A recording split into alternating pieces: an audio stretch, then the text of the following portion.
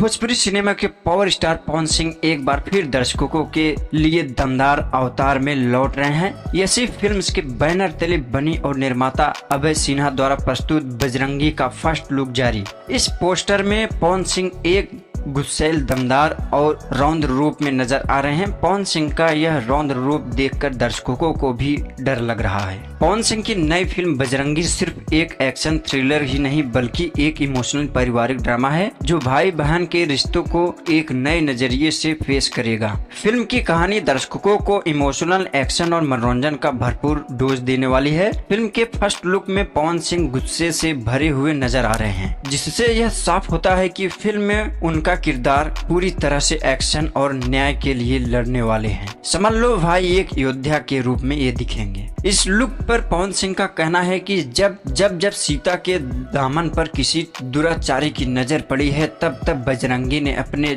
जान की बाजी लगा दी है। यह डायलॉग फिल्म के जोश, जज्बात और प्रतिशोध भरी कहानी को दर्शाती है। यह अब तक की सबसे शानदार एक्शन फिल्म होने वाली है। भोजपुरी सिनेमा के सुपरस्टार निर्देशक समझ लो भाई पवन सिंह जी बहुत ही खूंखार और जबरदस्त फिल्म ला रहे हैं। तो दोस्तों इस फिल्म को जरूर देखें और हमारे चैनल को लाइक, सब्सक्राइब जरूर करें। मिलते हैं नेक्स्ट वीडियो में, तब तक के लिए bye bye, tata, see you, जय श्री राम।